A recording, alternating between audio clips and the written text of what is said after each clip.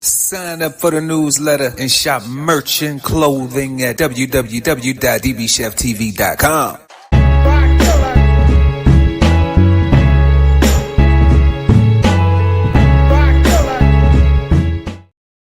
Good evening and welcome back to another episode of Brunch with the Fellas, bringing you the latest trending topic news and entertainment. I'm your host, Chef Erol Pearl at DBCHEFTV.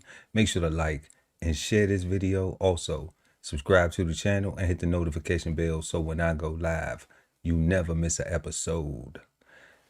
Man, before we get into tonight's topics, y'all, real quick, we got 25% off merch right now at the DB Chef TV gift shop. We got a holiday sale going on.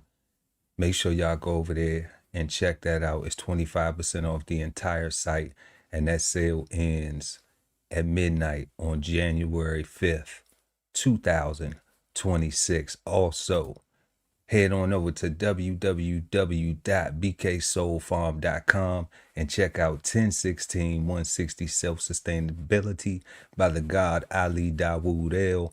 It is a book that you need to have. Even if you don't read, it's something that you need to have because it'll be a tool just in case you decide to use it. So go check that out, y'all. We really appreciate when you do that. Also, your QR code will be up there to be able to go to the DB Chef TV gift shop. And like we always say, if money's tight, it's all right. You can just do something like smash the like. It's free. And we appreciate y'all for that too. So let's get into these topics for tonight, y'all. First, if ain't nobody heard, marijuana gets dropped to a Schedule 3 from a Schedule 1. So we're going to look at that and see what that's all about. And it's opening up some doors medically for some veterans and for other patients alike. But it's a good thing, though. I think it's a good thing. But we're going to get into it. Then we got number two.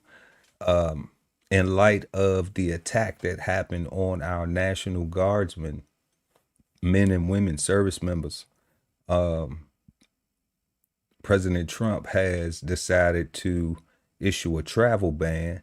So we're going to check out the details on that. And, you know, Homeland Security always enforces that. And we're going to see what that encompasses. What's going on with that if you don't know what encompasses, the definition of encompass. So then, third, tonight we got Tory Lanez speaking from prison. Y'all know that he been down for a minute, serving a bid for shooting Meg Thee Stallion in the foot. So we're gonna look at that, and yeah, we're gonna let you know what we think about it. Let you know what I think about it. So let's get into these video clips right quick, y'all. Looks like changes are coming to the cannabis industry and beyond. Today, President Trump signed an executive order to reclassify marijuana as a less serious drug. Now, this does not legalize it, but as WMER2 News' Blair Sable explains, it helps many doors to open. When Jeff Jacobson, CEO of Storehouse Cannabis Dispensary in North Baltimore, got the notification Thursday afternoon, he was excited. Though marijuana is legal on all fronts in Maryland, businesses like his bear a different burden than other industries. I want to take one of these and this one. We're the only business in this country that can't write off regular business expenses like rent and payroll and accountants and legal. So you'll have situations where companies in this industry can actually lose money and have a tax bill on top of it. But President Trump's Hey, look, real quick though, before we continue with the video, that young lady right there, she sounded like she was high as hell already up in there. She said, I want to take one of these and give me that one too, and then give me that one and give me that. I'm gonna tell you a quick story. I went to Vegas for the first time some years back. When I was on active duty, and they had just legalized adult use and recreational use. Me and my wife was just going on a trip, hanging out. And I said, you know, I just wanted to go to the dispensary and just see it, just experience it. You know, I knew I couldn't partake of anything, but you know, I could still go in the store and look and see what it was, coming from an era where it used to be illegal, you know, and even currently in certain states now, you know, it's still illegal. So I went in there and it was an experience. Like I had never seen anything like that. All the flavors, you know, just this type of kush, that type of kush, this type of that, this type of, all the different names and so many different products. I saw pop, I seen popcorn, I seen chips and fruit, dried fruit, and candy covered, infused, like snacks and cakes and brownies and so many different things. I just was unaware that the cannabis industry had, you know, morphed into such a big industry.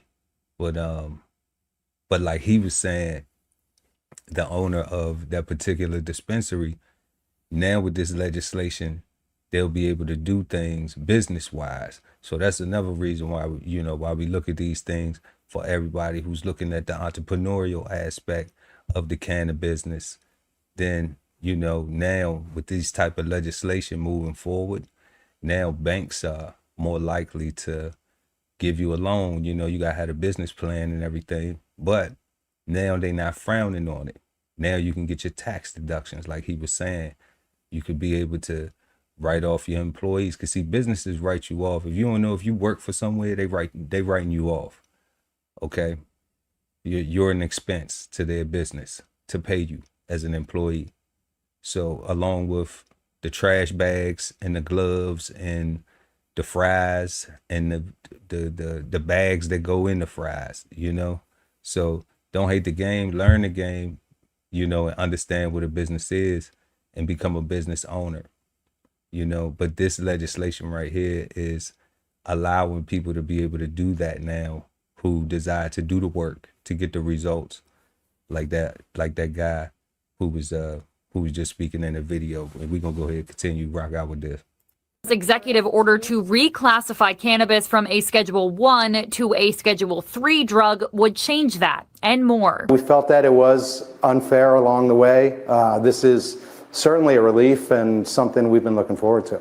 The efforts to downgrade the seriousness of the drug have been underway since President Biden was in office. But law professor Matt Swinburne says it was met with many legal hurdles. It's essentially President Trump telling the Department of Justice and the DEA to get this process rolling. So it's not a done deal yet, and legalizing marijuana at the federal level is a ways away. But what this does do is open the door for research, removing the hurdles that come with Schedule 1 drugs deemed by federal law as the most addictive substances with no medical benefit. They're just a hassle for a lot of researchers to deal with, because you have to obtain a license from the DEA, which takes a long time because they have to vet you, screen you, pay a hefty fine. You got to have all the security, locked doors, safes bolted to the ground, all that set up. I think this is a great step forward for ensuring that patients get safe access to cannabis as a medication. Ultimately, it could mean turning the tide for public perception, too. In Baltimore, Blair Sable, WMAR 2 News. Yeah, as a vet, you know, I ain't gonna put all my business out there in the street, but if I could substitute something with something like that, you know, I remember back in the day before I went into the military, you know, I used to be a little smoked out, you know, but definitely,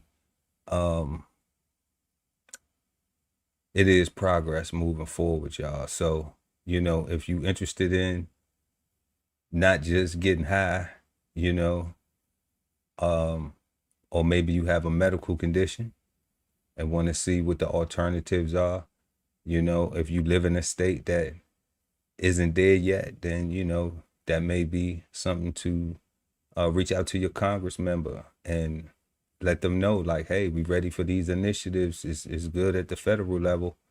So, you know, let's try to get it on the local level. Let's get it on the state level, you know, see what we can do. because I know it's something people got, you know, everybody always looking to make some money. So, you know, as a patient, you may be looking for some medication. As an entrepreneur, you're looking for an opportunity. So, but in both cases, they're looking for opportunities. One, to be able to manage whatever ailment they have, or relief for whatever ailment they have. And then, you know, as an entrepreneur, you're trying to relieve your struggles of being broke and make some money. So we encourage both of them. That's good, because marijuana should have never been on the list with heroin and cocaine. Like, never. That's crazy. Let's get into this second topic tonight, y'all. This DHS story from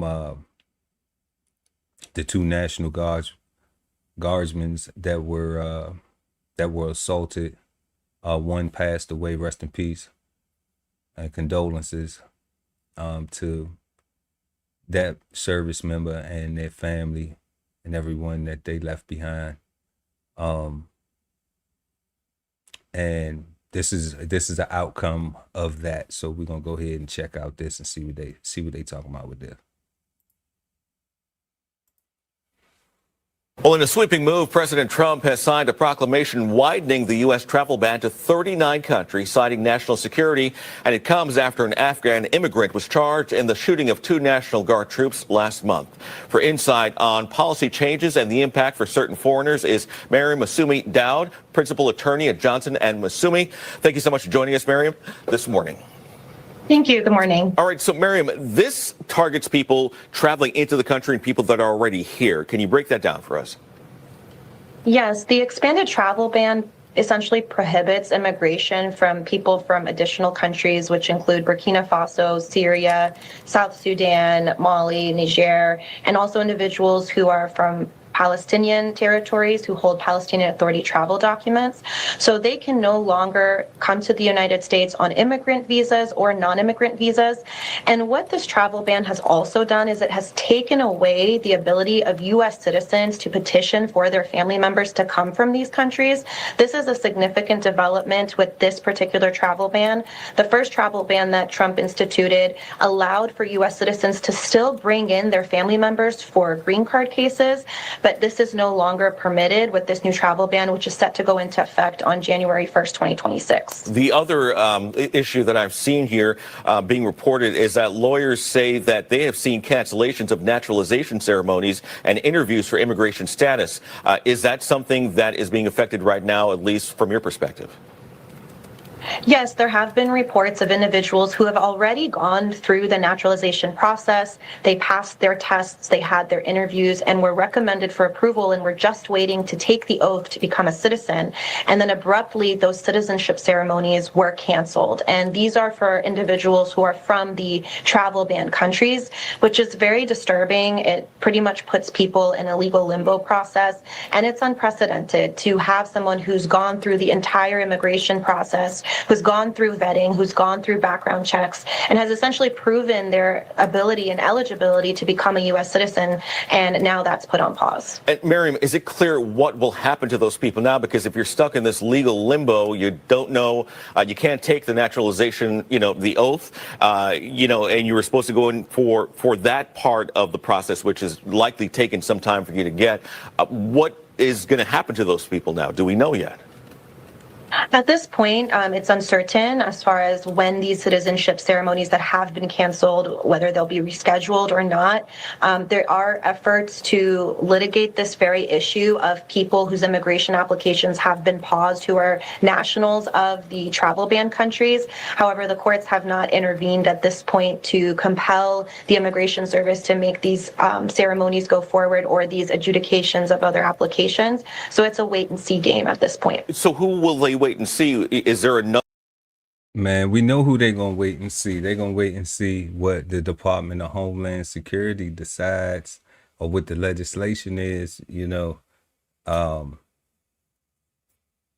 sometimes these guys be asking questions and they don't realize that the question has already been answered.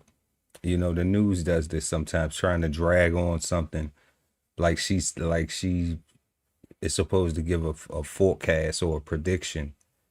Right now, she told you the countries. You know, Burkina Faso. That's crazy because I know it's a what's that cool cat? What's bruh name from Fig? JT the Bigger Figure. I know Trap Flicks. Shout out to Trap Flicks and JT the Bigger Figure, man.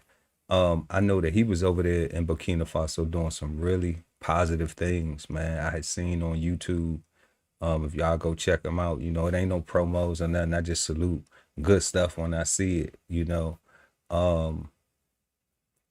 But he was doing some really good things over there with the people of Burkina Faso. So that's a person that if I knew, I would love to be able to ask them, you know, one, pick their brain about their experience over there, even though he filmed a lot of it, but I know it was some stuff off camera.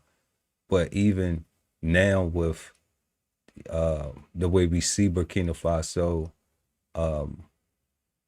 elevating and expanding within their culture and their civilization, you know, what his thoughts would be, and you know, just what he feel about that, and how, you know, his thoughts on it.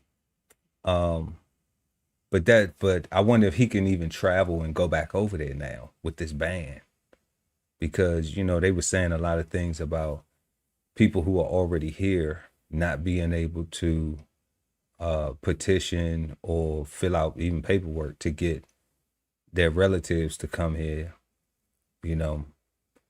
And they had another list of a whole bunch of other countries as well, Pakistan.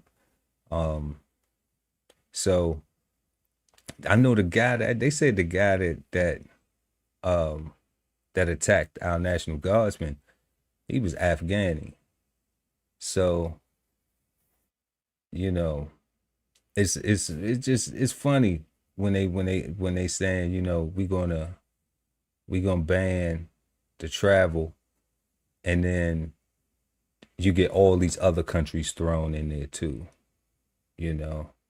So it's just something that I look at when I look at the big picture, and I'm like, okay, well, the guy who attacked wasn't Burkina, he wasn't, you know, from the land like that, you know. Then he wasn't Pakistani, he wasn't, you know, some of them other countries that they named. So why do they go into the ban as well? But I mean, you also have to follow some political narratives and see what's going on to dive deeper. And I will, though. I will do that. But yeah, but it's interesting though. But if y'all got family out there, that's what it is, you know. Before we move to our next topic, what I would like to say about this though is that, you know, people should realize how fortunate they are to be here already. I think a lot of times we take this for granted just because of the history and the things that, you know, we've been through as people. Like, man, like everybody want to come here. And like I always say, like when I was in the military, you know, when we deploy, from being deployed, like I don't care how bad you think you got it here, everybody want to come home. So, you know, I don't get why that doesn't translate into, okay, let me take advantage of everything here. Let me start a business. Let me invest. Let me real estate, you know, whatever it is. Like, let me do that too. Let me educate myself more. Let me learn more. Let me find out what's going on. Especially if the narrative is like, you know, it's all rigged. Then if it's all rigged, then the only solution is to learn the game, to learn how it's rigged, not to try to beat it, but to, you know, to rock with it, to actually build on it, build upon it to win within it, if it's all rigged anyway. So we're gonna go ahead and jump to our third topic, y'all. We got Tory Lanez. As everybody know, he got shot. He got shot. Meg got shot. He shot Meg. At least that's what the courts say, and that's what he's doing time for. So we're gonna go ahead and get into that because he hasn't had an interview for a while. He had got stabbed up, and that was the last big news that we really heard of him being attacked in prison. And now he's speaking out. So let's check it out and see what he talking about.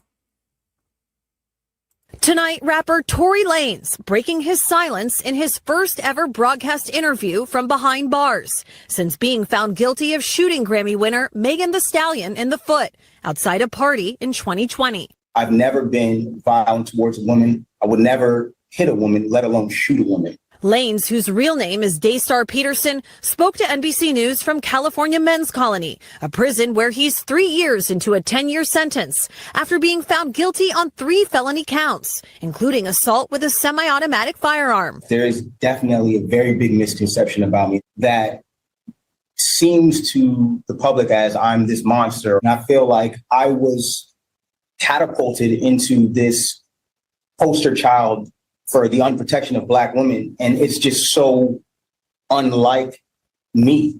And I've never really had a chance to express that. But you can look at my criminal record. I don't have one. I never had one. And I feel like, that connotation that I would do anything of this monstrous proportion is just, it's completely incorrect and it's wrong.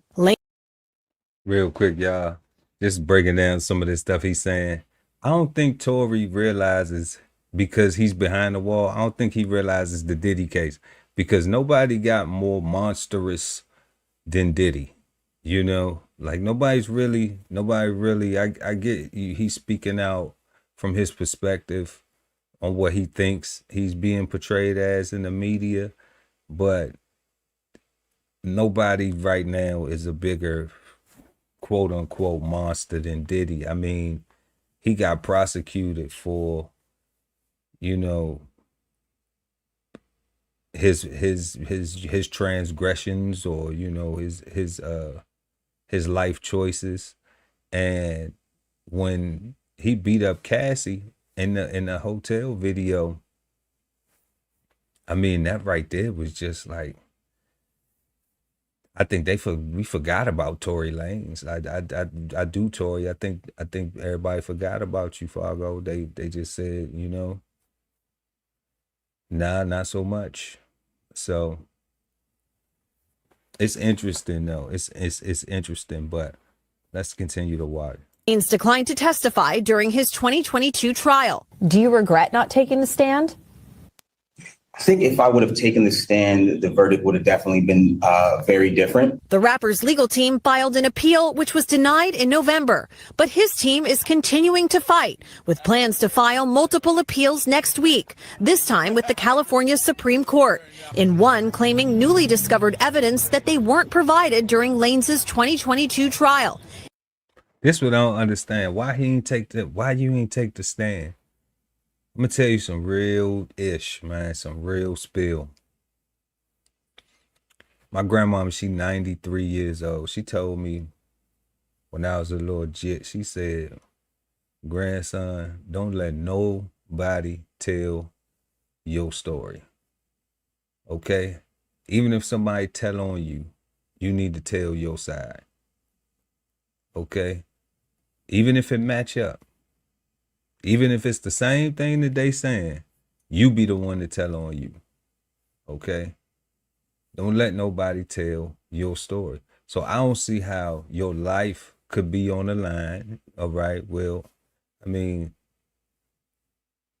your freedom could be on the line.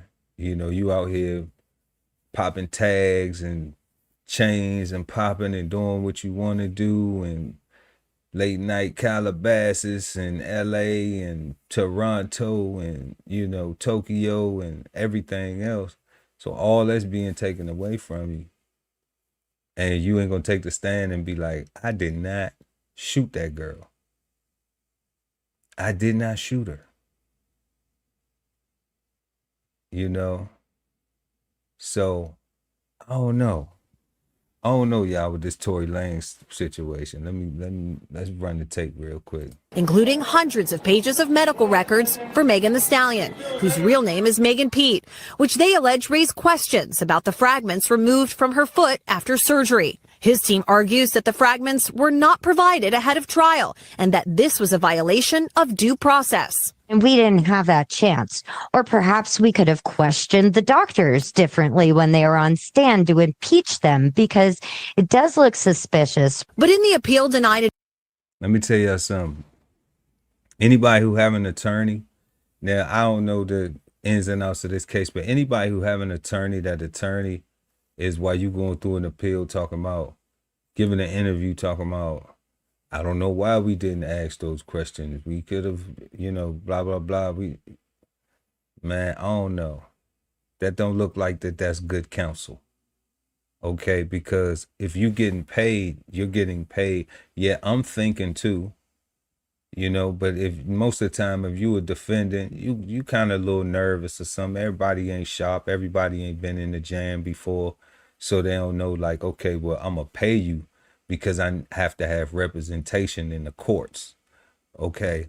But I'm also going to use my brain too, be with what I'm paying you. So I'm going to put my money to work and I'm going to put my brain to work to research my own thing too, to make sure that if you don't ask these questions, I think of them. So we can ask all the questions that we need to ask to try to get all the information that we need to get to help me not have to be sitting still for 10 years or whatever the charge is, So I don't know, man.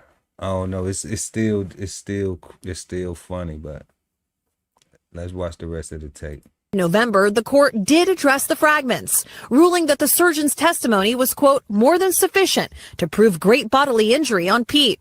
Proving something like this on appeal is tough. This is a really, really difficult appellate argument for defendants to prove, because they have to show if the evidence actually came into court, the jury would have found differently. It's an uphill battle, and it's something that often torpedoes any defense appellate argument. The Los Angeles District Attorney's Office and representatives for Megan Thee Stallion have not responded to NBC News' request for comment. I believe not only that I was wrongfully convicted, but the amount of new evidence that has emerged since that trial, I think, has been overwhelming. What has life been like in prison for the last couple of years?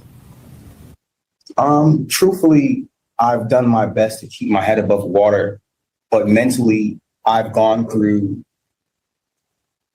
trauma that I sometimes even struggle with, because I never imagined myself dealing with things that I would have to deal with. I've been stabbed 17 times. I almost lost my life. If you could say something to Megan Thee Stallion today, what would it be? I think that I wouldn't say something directly to her. I would like that moment to happen in person. We've both gone through a lot. There's this connotation that, like, I share this hatred for her, but I don't. I genuinely passed that. I'm at a place of healing in my life. I'm at a place of taking accountability for the things that I did wrong. And when I talk about my case, I don't want it to be taken as me coming at her, because it's not that. I'm just asking for somebody in the system to look at my case and look at the evidence and ask if this was fair. And with that, Chloe Malas joins us now on set. So, Chloe, Tory Lanez. Man, I don't know, y'all. Y'all let me know what y'all think about that in the comment section. But I mean, that's tough right there. My man said that he wanted to talk to her one-on-one. He wanted to have a one-on-one conversation. And what I haven't heard Tory Lanez say is this: I didn't shoot her. I haven't heard him say, like, you know I ain't shoot you. He's saying I ain't mad at her. I ain't this. Like, do I have to be mad at you to tell you you lying on me? Do I have to do, is that the culture now today where you sound like a liar because you telling somebody that they lying on you? like what's going on out here, y'all? You know, I'm trying to understand it. Help me figure this shit out, because if I ain't shoot you, then I ain't shoot you. You know, is it somebody he protecting? Is he saying, is he not trying to say something because he trying to keep it cool for somebody else? That's what it seemed like. Like, I ain't even gonna hold y'all. I ain't gonna cap you down. None of that. It seemed like, because he talking about, look at the evidence, look at the evidence, look at the evidence. When he could just say what they supposed to be looking at. So, you know, I think Tory Lanez is stuff between trying to be this tough ass nigga. And I use that word specifically because that is some what I call niggadom or nigga-ish. Okay? He trying to be tough and trying to stick to the street code. But meantime, in between time, he in a real place, going through real situations. So, I don't know. It looked tough because, you know, and shout out to Meg and Clay. We love them. You know what I'm saying? I love them together. I love black love. I love when love looks like loving. You know what I mean?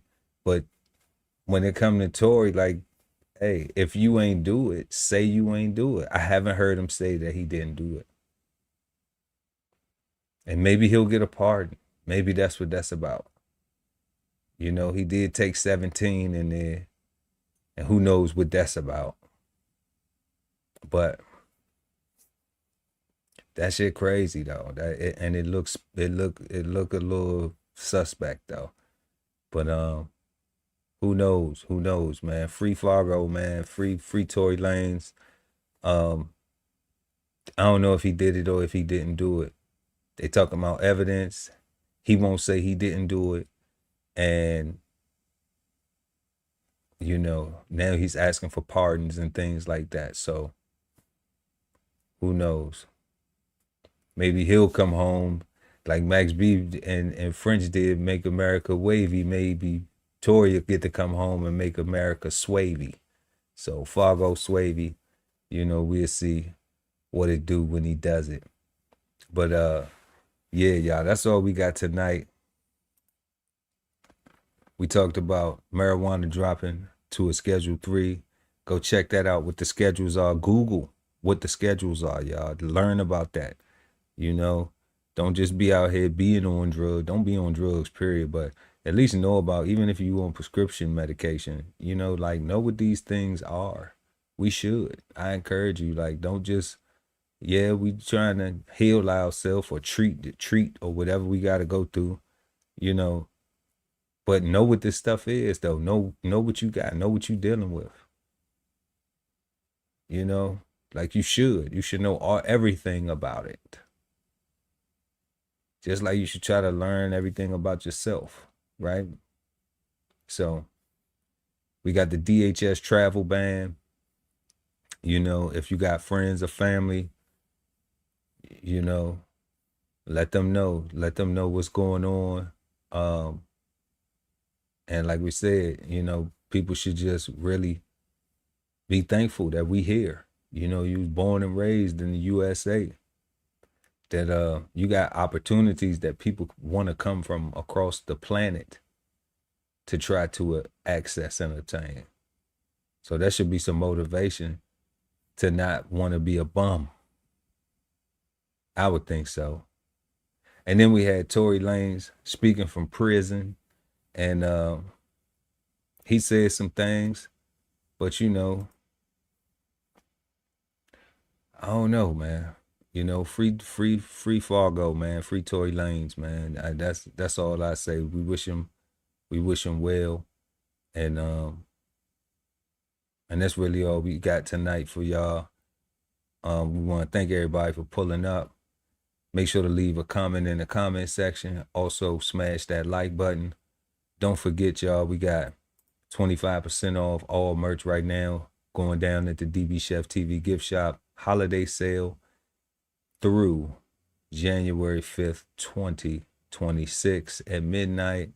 And then we also got 10, 16, 160 self-sustainability by the God Ali Dawood El at www.bksoulfarm.com. Y'all can go over there and get that right now. The perfect stocking stuffers. We also got all types of merch, everything. And like we always say, if money's tight, it's all right. You can do something free and just smash the like. And we always gonna appreciate you and love you for that. So make sure y'all come back next Friday, 9 p.m. East Coast time right here. Brunch with the fellas. Have a peaceful, positive, and productive weekend. It's almost Christmas. It's almost Merry Christmas, y'all. So, you know, we got Kwanzaa coming up too. Wow, we got Kwanzaa. We got 7 days of gifts. 7 days of gifts. Yeah. So, you know, we looking forward to all that too. So, y'all be good till next time. Chef Erol Pearl at DBCHEFTV, all social media. Like, follow, subscribe. Peace, y'all. This whole publication is all about going from nowhere to somewhere, right? Being able to stand on something so that you can travel in peace, right? So bksoulfarm.com, 1016, 160 self-sustainability. Jump on the list and get yourself together, right? Because it is irresponsible to not even know what responsibility means. So get yourself together, food, clothing, and shelter, protection of that, support your interests, and live. It's the most wonderful time of the year again, where families make new memories, share old memories, and celebrate the new year. So visit the DBCHEFTV gift shop for the best stocking stuffers to add to your holiday cheer. Enjoy 25% off our entire site now through January 5th, 2026. At the Veteran Kettle Podcast, we thank you for your service, support, and sacrifice to our country. Listen to real stories of adversity and triumph as we give our best to honor our vets.